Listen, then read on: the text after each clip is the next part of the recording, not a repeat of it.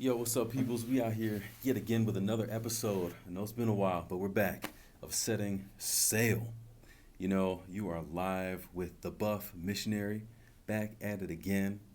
And go ahead and like and subscribe and share on Instagram, YouTube, and all of your podcast platforms. Now, today I'm going to be talking with you about something very near and dear to my heart. It is my love for Legos. Yes, my love for Legos. I know I'm a grown man, but Legos never get old, and they're something that I've grown up with and loved and still collect even to this day. Uh, they are more of a collector item. The prices do definitely reflect that, but it hasn't stopped me from jumping in and getting on some really cool sets. Uh, as you can see, whether it's the Coliseum or I'm a Bond fan, so we got 007's Aston Martin, um, to just a whole lot of different characters like the Justice League and others, different Marvel characters and so on. I love to collect Legos, and there's there's a lot of things I noticed over time is the sets have gotten a lot bigger, and I'm definitely here for it. I mentioned the Coliseum, and at the time that I got the Coliseum, it was actually the largest Lego set ever made, which just added to the draw of actually having it. And Gladiator actually is my favorite movie of all time. So, you combine the two, and it's just, man, it's like a match made in heaven. It had to happen. And previously, a couple summers ago, I had actually been able to go to Rome and visit the Colosseum myself in person. So combining all of those things, and again, it's just like, it just has to happen. Um, but unfortunately, the Coliseum is no longer the biggest Lego set ever. They recently came out with, I think a couple weeks ago now, a model of the Titanic, scaled down. It's like a meter and a half long. The thing is huge. It is now the largest Lego set, and I really want to get it, but we'll see. We'll see. We'll see. That's the new King of the Hill. Titanic was an epic movie in its own right. Um, yeah, I really had mixed feelings about the ending, uh, and I think I would say it ended the way that it did because of some perhaps arrogance and ignorance. But we won't get into all of that. This is not a movie review for Titanic. But the bottom line is, you might be wondering how a grown man such as myself has such a childlike enjoyment of something so simple as the building block Lego. And though some of you might find it odd, I have to admit there's something really satisfying about looking at the big picture. You get it on the box, you've seen it before, and you break it down into these manageable steps as you go through the instruction booklet, and then you build it up one step at a time. Yes, for now, I'm still talking about Legos. See, that overwhelming feeling that hits you when you open the bags and you pour out the pieces can only be matched by seeing the completed set, the final product, and realizing all the stuff that you had to do to get there. Man, I take the Coliseum, for example. That took weeks. I was building it between work and school, and it was a little piece here, a little piece there. And just to see the mechanics of the thing, it's like I couldn't stop. I had to keep going. And the best part for sure was first pouring out the pieces and seeing what that individual part would become, but then putting it all together in the whole and seeing the completed project. I loved it. I love it. And one of the things that I really love about that process is seeing exactly how they build certain things. A lot of these things are built to scale, like the artists and the architects that they have of these things are pretty incredible, and the way that they put these things together, and just the ideas that they have to build these things the way that they do, it continues to blow my mind. Um, Especially when you have something like the Aston Martin, for example. You're building the back of the car and you're building this part of the car, and you're finding some levers that don't seem to be doing anything at this particular moment, but later on, it might be a few hours later, then you attach it to something, you realize, oh shoot, that's what that thing was for the whole time. And that I love that part about building Lego sets. And I say that because there's oftentimes as you build where it just seems like there's pointless things that you're adding on and you don't know why they did it that way or why they chose this piece there. But eventually, something that initially looks so random based on what you're just doing, eventually in time, uh, you end up having to laugh as you see how it connects into the bigger picture and realizing what the purpose of that was, that little thing there. And I might as well jump in and say it right now. The What I'm gonna call this episode is "Living Life, Learning Lego Lessons." All right, say that about 6, 7 times fast. Living life, learning Lego lessons, because to me, there's just so much that I see from what many would look at as a simple or maybe complicated, depending on the set, toy. You know, but there's so much that we can learn from this experience, and so much that I've learned from the experience. I just had to share about it. Now, it's interesting. A few episodes ago, we talked about my family's COVID experience and how I went home, and just the experience with my dad in particular regarding that. But there was something else going on behind the scenes in my interaction with my mom while I was there. Now, I was trying to help out with things around the house that my dad may have done, or helping with the yard, things like that, just to provide some encouragement, to be somebody in the house when my mom wasn't alone. And I'll admit, the last thing during that time that I was thinking about was Legos. Okay, but I asked my mom, like, what do you need to eat? Let me go out and do a store run to get some things for you. And I go out to the store, right? And every time I find myself in a Walmart or a Target or any kind of store, it really doesn't matter. I always somehow find myself in the Lego aisle. Yeah, it's a habit. Good or bad though, time will tell. Time will tell. And so I'm there in the store, right, running these errands, trying to pick up some random stuff for my mom. And as I'm looking at the sets, I I'm kind of just walking there thinking about what my mom is going through, and this feeling of just being really overwhelmed with everything seeming so big, and yet so, I don't know, like you could not prepare for something like that, just unexpected in that moment. And it was so much to the point where even myself sitting there in the store there, I'm looking at it like, man, how is me being here even going to make a difference for her? And a lot of what I talked about in the previous episode really came down to uh, realizing that I had to be okay with things going either way, for my mom's sake. I didn't know how she would handle things if my dad didn't make it, but I knew that I had to be ready there. Um, we've talked about some of the mental issues and the struggles, and the lack of positivity that is there sometimes, and I knew that I would have to pick up that slack, or at least help. But the funny thing was, while I'm thinking about all of these like life and death scenarios and just big real world issues, while I'm staring at the Legos, a thought pops into my mind.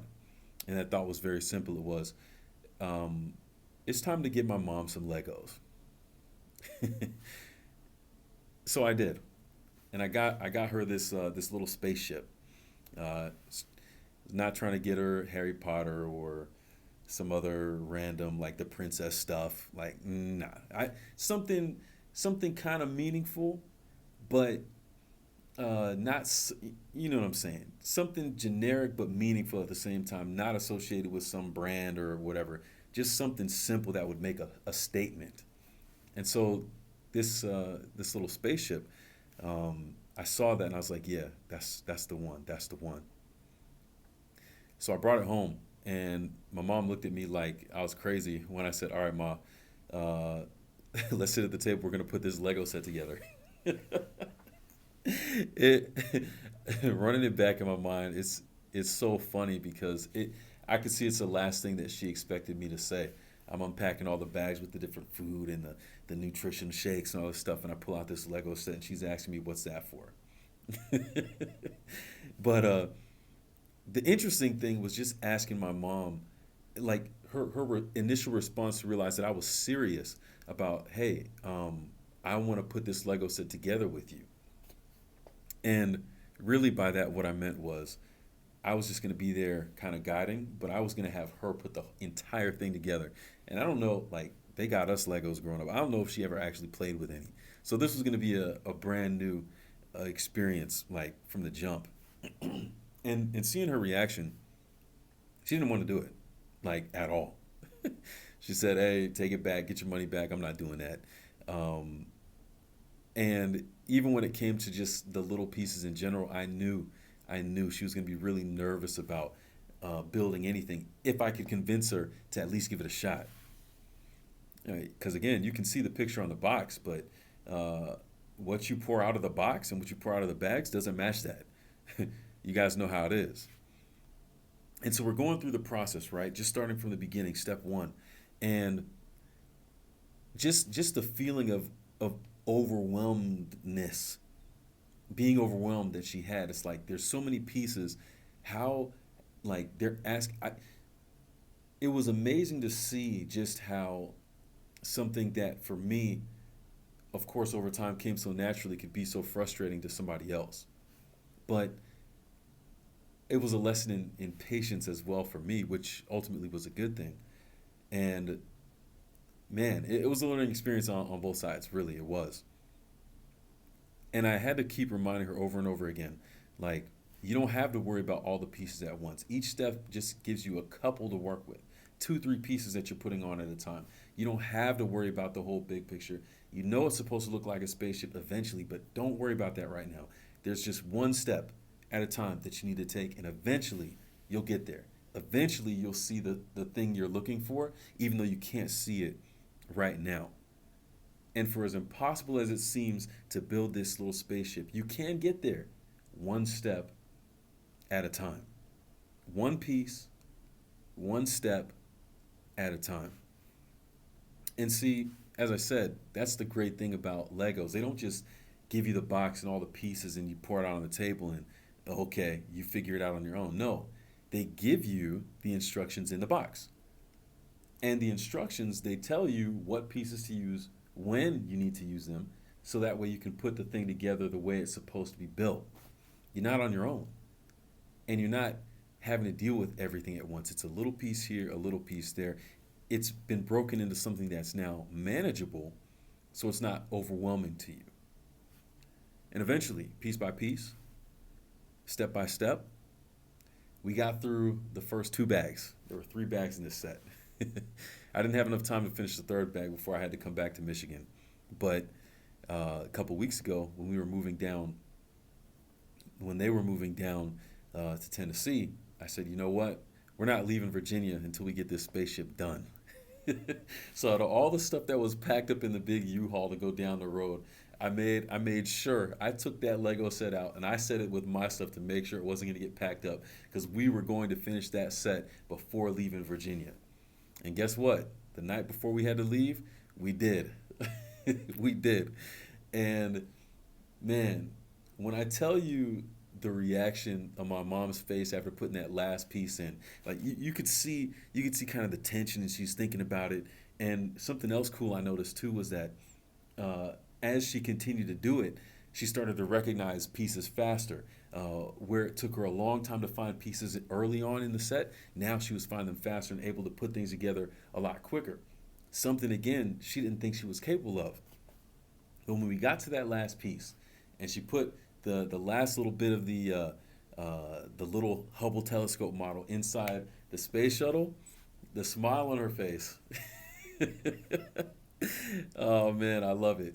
Like she had to smile. She couldn't hold it back because she had accomplished something that she didn't think she could. Drum roll, please. So you actually finished it, huh? Yep. Look at that. Look at that. Out here talking about you can't do it. We out here living life, learning Lego lessons.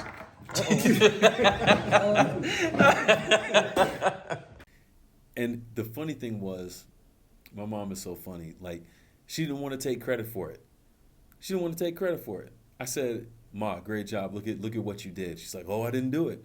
I was like, Ma, who built this spaceship? I asked her probably 5 or 6 times who built that spaceship. She didn't want to say that she built it. She kept dodging and ducking. She didn't want to say that she's the one who built it. I said, Mom, I sat here. I didn't point out any pieces to you. All I did was tell you what the instructions were saying and ask you if things looked right. You did all the work. You did it. You did it. I was just here to help guide and help to keep you on the right track. All right, back. We found the piece and we knocked it off, but we got it back. Spaceship is done. Ma got the job done. She didn't think she could do it, but she did it. That spaceship is a symbol. It is a lesson that you can do stuff you didn't think you could do. I can. You can. Stop saying you can't. Get out of here with that nonsense. This is proof that you can. That's the proof right there. It can be done. We out here. Well, thank you for giving me the encouragement. This is what we do. This is what we do. I didn't know I've done it because of you. Well, that's life. We can't do anything by ourselves, but with help, we can do crazy stuff we never thought we would do. That's what I'm talking about. Good work. It's a pull down ladder. Like from the room? Yep. From the garage. She didn't want to take credit, but when she finally said, yeah, I did that, she added a caveat. She said, well, but I couldn't have done it without you. But isn't that the point? Isn't that the point? See, life and missions and serving others and leaving our comfort zone, it's never been about just us doing it on our own. It's never been about seeing what the big picture goal is and saying, I have to do all of that with no instructions, no assistance, just with whatever pieces I have in my hands in my life right now. I have to figure out how to make that. It's never been that way. Never. We have the steps to follow. We have the model that's given in a book like the Bible. We have encouragement from people who have come before. We have a lot of guidance to see good things of how to relate to people and how not to relate to people. We have everything we need. We have all the steps and the instructions to show us how to get better at reaching other people for the sake of the kingdom. We have it.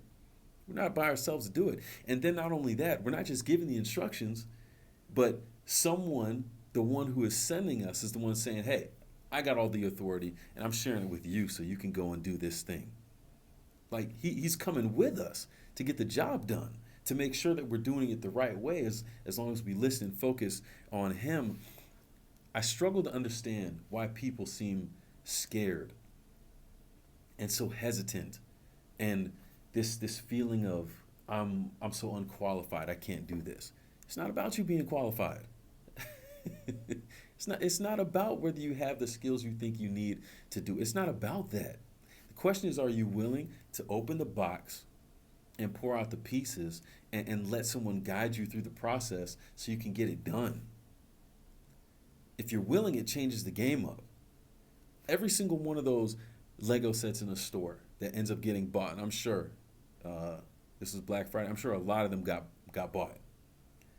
Every single one of those represents somebody who's willing to take a step to build something that they didn't previously have. That's what that is. And when we're talking about setting sail and leaving the comfort zone and going for the sake of mission, that's the same thing. Every step that you take, every person that you see is an opportunity to be of service. That's you stepping into something and going with the flow of something that you don't already have for the benefit of something bigger than you. Man, living life learning Lego lessons. The question is, are we willing to give it a chance?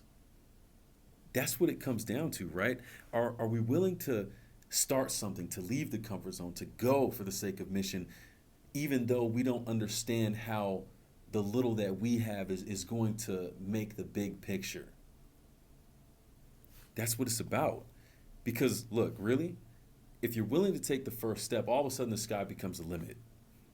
I was talking to a couple guys in my office last week about working out, and I was telling them how there are so many people who sit in the sidelines and never want to go into a gym, but they always have things to say about, man, either I wish I could do this, I wish I could do this, they'll never go to the gym though. I wish I could do this, but they'll never go. Or on the flip side, you have guys who are always talking down negative, like, oh, that guy thinks he's so big. Oh, she thinks she's so strong, but they never go into a gym. What does that really come down to? It comes down to a fear of going in there and taking the first step. It comes to a fear of they don't want to go in there and feel like they look ridiculous because they're not doing anything super strong or super heavy. Well, guess what? What I told these guys last week was the only way you can succeed in weightlifting is through failure. That's a whole podcast episode on itself. I'm going to stop right there. All right. I will come back to that one. But I'll say it again. The only way that you can succeed is through failure. And the reason is because you have to put yourself in the position where you can be broken down. That way you can grow. That's how the muscles work. That's how the body works. That's how the mind works. And when it comes to service, it's the same thing. You have to be willing to put yourself in a place where you think you don't have capability, and then suddenly you're able to grow. You're able to improve. You're able to get stronger. You're able to get better. You're able to see things that you couldn't see before because you took the step, unafraid of fear, understanding that if things got too heavy, you had a spot, and that there's a whole lot of instructions out there on how to improve in the different ways you want to. It's all there. It's all there. The sky suddenly can become the limit if you're willing to take that first step. You know, it reminds me of this saying, something like, shoot for the moon, and even if you miss, you'll land among the stars. Like, it sounds great for us, right? But I'm sure the astronauts who were actually aiming for the moon probably weren't trying to hear that. But the crazy thing is the astronauts actually did land on the moon. So you think about that, and you think about these Lego lessons, and it makes you wonder, what am I really capable of? What is it that I could be taking a step into today to experience that I never thought I could experience before? What's a big picture dream or goal that I've had, something that I've wanted to do that maybe just takes a couple steps to build up to get there? I didn't think I could do it before. So you got to think about those things. What is it that you could be capable of? How far can you go? How can you serve? What are the first steps that you might be avoiding because you're afraid of failure? What's a step of service that you can take today? If you can't see yourself going overseas to be a missionary for a year, how can you serve someone on a Sabbath afternoon? How can you serve someone over the course of a week? What's a mission trip that you can go on locally to a big nearby city to help somebody? What's a step that you can take to get there? Because it's a mentality. Service is not something we do. It's who we are.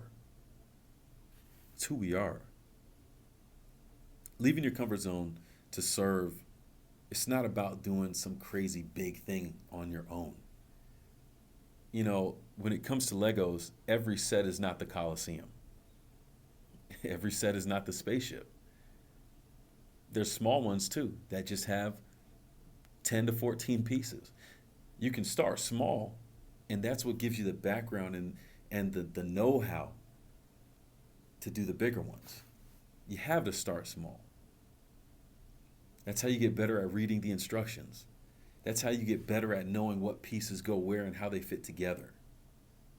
So then when you get to the big set, it makes more sense. Not saying it's going to be perfect, but it makes more sense. Leaving your comfort zone is something that you are capable of. There are steps that you can take. There are steps that we need to take. What's in the name, right? Who are we really? What are we really about? It matters. Little steps of service can get you there, and you're not alone on the journey. That's what makes it possible in the first place. We have someone to be there helping us that will ultimately say, I couldn't have done it without you. Stop focusing so much on your inadequacy and focus more on God's sufficiency. And guess what? You'll find yourself a part of so many much bigger things that you never thought you would. We're going to leave it at that. Thanks for listening to today's episode. like and share this with someone to help the message get out there. It doesn't cost you anything to like it or to share it, but on the back end, it helps. The more people who like it, the more people it's exposed to, the more people who share it, obviously, the more it's exposed, and the more people get a chance to listen and do the same. That's what I ask from you for your help with this podcast. It doesn't cost you anything, but it goes a long way. Follow the Buff Missionary again on Instagram and YouTube. Sign up for all future podcasts and YouTube videos. Check us out on social media, Setting Sail. You can find it on all your podcast streaming platforms. And as always, to exist, it's not enough. We out here to be out here. So, till next time, let it do what it do, baby.